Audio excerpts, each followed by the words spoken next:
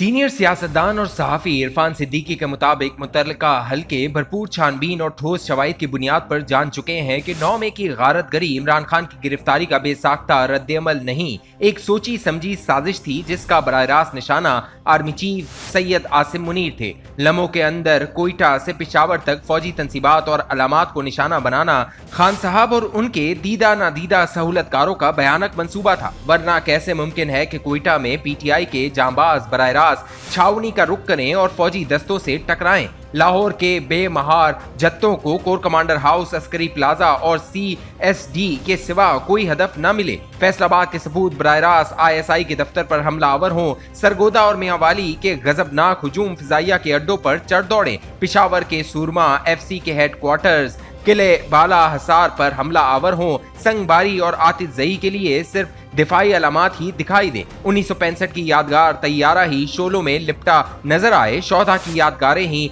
तोड़ी फोड़ी जाएं और वतन पर जान निछावर करने वाले के मुजस्मे ही शिकस्त तो रेख का निशाना बने। इमरान खान कमाल मासूमियत से सवाल करते हैं, अगर ये PTI के लोग थे तो मुझ पर कातलाना हमले के बाद ऐसा क्यों ना हुआ? सीधा सादा जवाब है कि आपने उस वक्त ऐसा मंसूबा तैयार नहीं किया था। 2018 में फौज की आरास्ता पैरास्ता बगी में सवार होकर किस्सा इक्तदार में जलवा अफरोज होने और फिर कमोबेश 3.5 साल 9 बेहाता दुल्हन जैसे नाज नखरे उठाने के बाद इमरान खान ये नतीजा अक्स कर चुके थे कि अपोजिशन को कुचलने, इसके हर वार से बचने, अदालतों से मतलूब फैसले लेने, कारकर्दगी और खुए दिलदारी के बगैर भी इत्तेहादियों को इक्तदार की माला में परोए रखने, किसी नाहमवारी के बगैर हुकूमत किए जाने का नुस्खा कीमिया ये है कि फौज का सिपह सालार एक जानिसार पासबान की तरह पहलू व पहलू खड़ा रहे।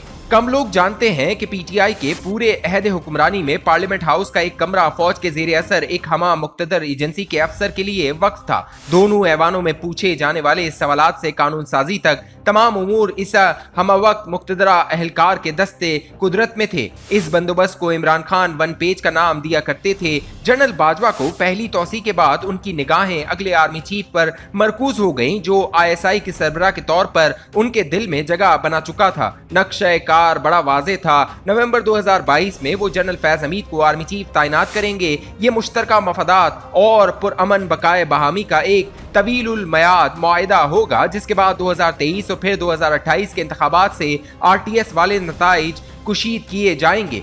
खान साहब का इक़्तिदार 2033 तक बरकरार रहेगा। इस अशरे मुबारका में वो अपने सियासी हरीफों का कचुम्बर निकाल कर इस इक़्तिदार कुल्ली के साथ हुक्मरानी करेंगे, जिसका नमूना हिटलर और मुसोलिनी छोड़ गए थे। इस मंसूबे में बिगाड़ पड़ने के कई असबाब थे। पहले जनरल बाजवा ने बताया कि करप्शन आपके घर तक आन पहुंची है, खबर लें। फिर जनरल आसिम मुनीर ने दस्तावेजात और शवाहिद दिखाते हुए खबरदार किया। असबाब और भी थे, यहाँ तक कि तहरीक अदम एतमाद ने दस्तक दी और इमरान खान हवास बाख्ता हो गए। बहुत हाथ पांव मारे, लेकिन सहारे को एक तिनका भी न मिला। हुकूमत गवा देने के बाद इमरान खान और उनके अहलियों मवालियों का नया मंसूबा ये था कि किसी तरह जनरल फैज हमीद को सिपह सालार की मसनद बुलंद तक पहुंचाया जाए। अगर ऐसा न हो सके तो दूसरा जर्नैल कौन होना चाहिए? ये भी न हो तो किस तरह सारी तवानाइयां आसिम मुनीर का रास्ता रोकने पर मरकूज कर दी जाएं। इन अहदाफ पर निगाह रखते हुए इमरान खान ने तरह तरह के अनगढ़ और बेदब बयानात देकर पहली बार इस तकर्री को मुतनाज़ा बनाया। इसे जलसों चौकों बाजारों में ले आए। मौसर जगहों पर बैठे सहूलतकार उनकी पुष्ट पर थे।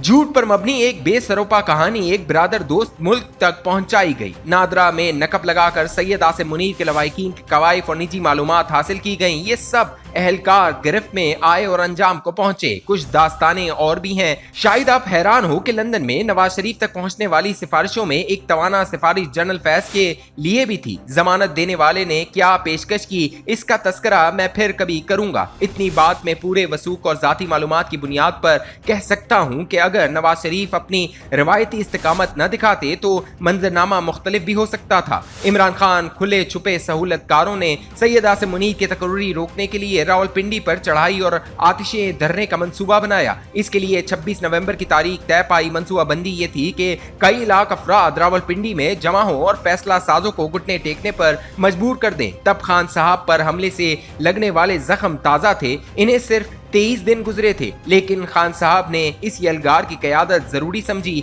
आजाद कश्मीर के साबिक वजीर आजम सरदार तनवीर इलियास ने एक टॉक शो में बताया, मैंने खान साहब से कहा कि आजाद कश्मीर में बल्दियाती इंतखाबात हो रहे हैं, आप रावलपिंडी धरना 2-3 दिन आगे कर दें। तो खान साहब ने जवाब दिया, तब तक तो आर्मी चीफ की तकर्री हो जाएगी, फिर क्या फायदा धरने का। पंजाब, खैबर पख्तूनख्वा और आजाद कश्मीर में अपनी हुकूमतें होते हुए भी इमरान खान काबिल जिक्र मजमुआ न लगा सके। शिकस्ता दिल होकर धरना दिए बगैर वापस चले गए। 29 नवंबर को अनहोनी हो गई। शिकस्ते ख्वाब के बाद इमरान खान ने 5-6 माह पर मुहित शबे गम किस तरह काटी, ये सिर्फ वही बता सकते हैं। इस अरसे में वो और उनके सहूलतकार अपने अहदाफ से गाफिल न रहे। सोशल मीडिया पर आर्मी चीफ को गलीज हमलों का निशाना बनाते हुए फौज में दरारें डालने की मुनज़्ज़म कोशिशें जारी रहीं। इमरान खान खुले बंदों आर्मी चीफ को तमाम मसाइल और अपने सारे मसाइब का सरचश्मा करार देने लगे। इनकी लॉबिंग फर्में मुतहरिक हो गईं। इस्लामाबाद के सिफारत खानों से राब्ते बढ़ गए। सी पैक दुश्मनी मुश्तरका एजेंडे का अहम नुक्ता बनी। चीन, रूस और ईरान से बढ़ती कुर्बत का डरावना ख्वाब तराशा गया। पीटीआई के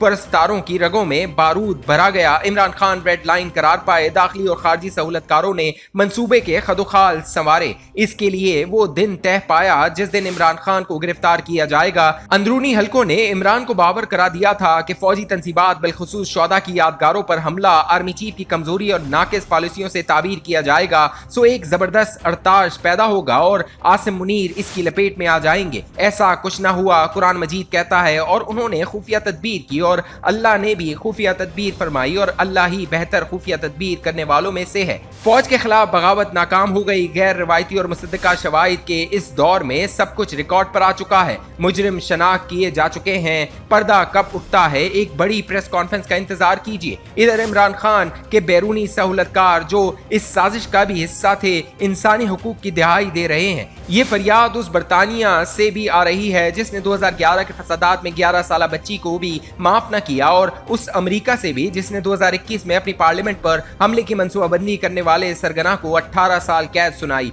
और इस शख्स को 4.5 साल के लिए जेल भेज दिया जिसने स्पीकर नेल्सी पेलोसी की कुर्सी पर पांव रखकर तस्वीर बनवाई थी। उनकी कुर्सियां क्या हमारे शोहदा की यादगारों से भी ज्यादा मुकद्दस हैं?